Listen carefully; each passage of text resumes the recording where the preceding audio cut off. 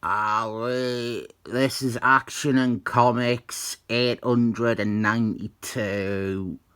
A Superman comic without Superman. This comes from the year's worth of Action and Comics that starred Lenny Luthor. One of the first DC books I regularly got. Then the New 52 happened. My feelings on this run are that there are some incredible highs and there are some incredible lows.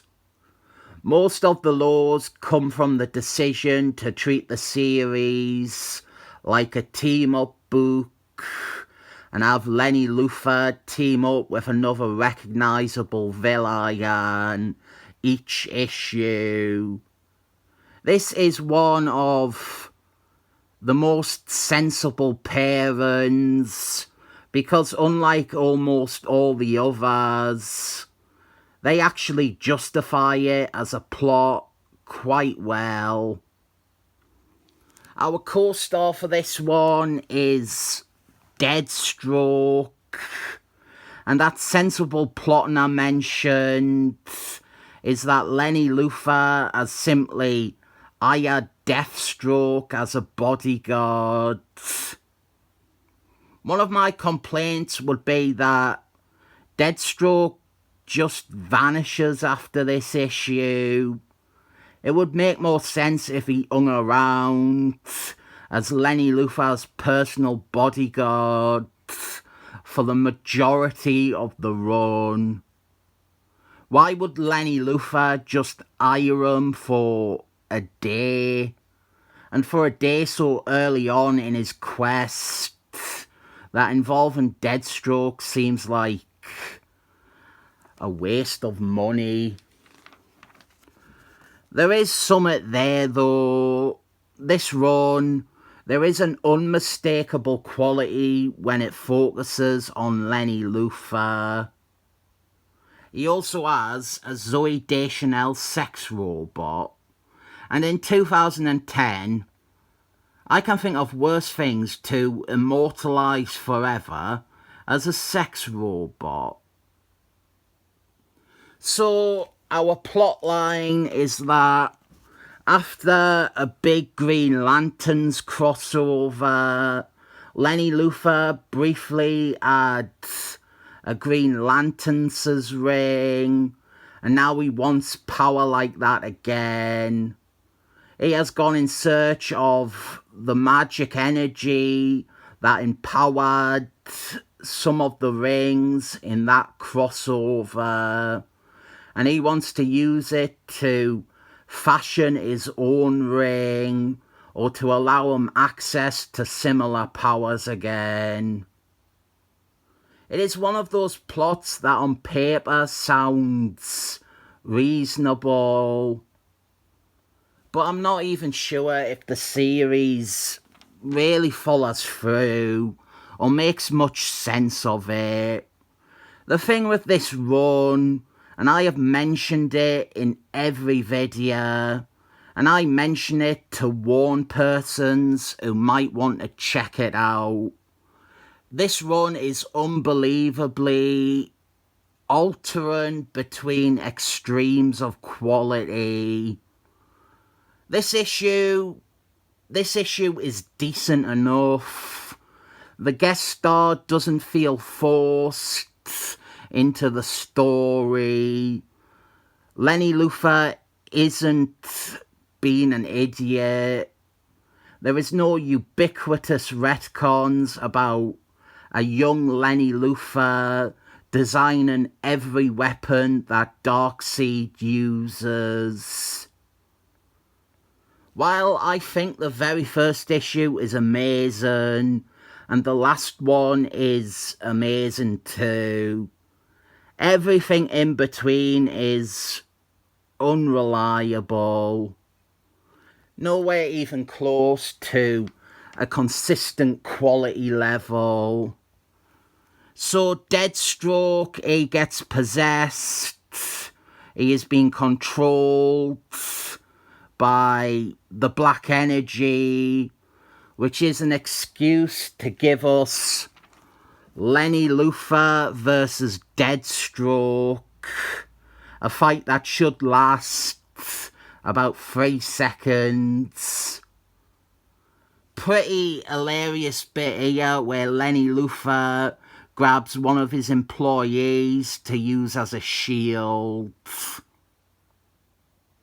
I do think that overall the run had a decent handle on Lenny Luthor, and the finale would be my pick for the best Lenny Luthor story ever. It says and reinforces everything about Lenny Luthor as a character, and his unwavering hatred for Superman being his downfall. I really wish that this run had been good from beginning to end, because that ending is a perfect Lenny Luthor story. Another one of his employees gets taken control of, but it's okay because Zooey Deschanel's sex robot saves the day. The idea is that this is actually a Lewis sex robot, but the artist very, very blatantly was using quirky indie starlet Zooey Deschanel as a reference. With the main fight, we have the classic excuse that Deathstroke is being controlled by an outside force, so he is not fighting at his true capacity, which is how Lenny Luthor isn't already dead. So what happens is, it turns out that any strong emotion allows the Black Energy to take control of a person.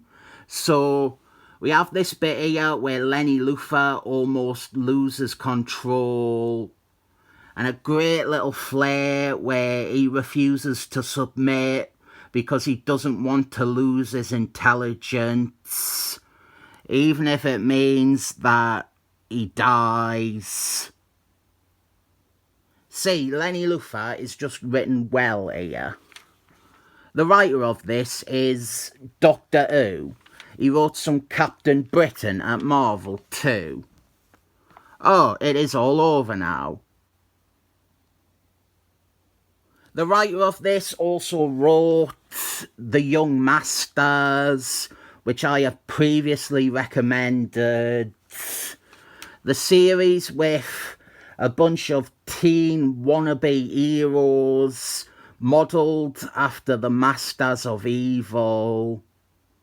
Sadly impossible to read now, unless you were fortunate enough to get the single issues years and years ago. We have a Superboy backup feature, and this is part of that run on Superboy, the one that I got the first batch of issues of. I think this is a preview of sorts. It might be new content. It might not just be a look at an issue. It is a glimpse at what's to come in the Superboy series.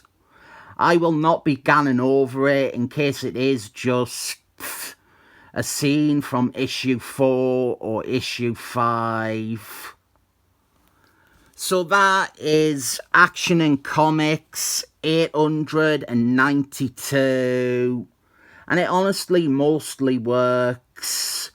The clunky team-up aspect is not present here. Deathstroke's inclusion makes a lot of sense from the get-go. It's really only hurt by him apparently not being an actual plot point. He is let go between issues. I think of all the team-ups, Deathstroke and Death are the two that work best. I'm not counting Brainiac or Superman, because they are not team-ups really, and they are hugely important to the main story. Same with Mindworm, even though his issue sucked. I will give this an easy 7 thumbs up.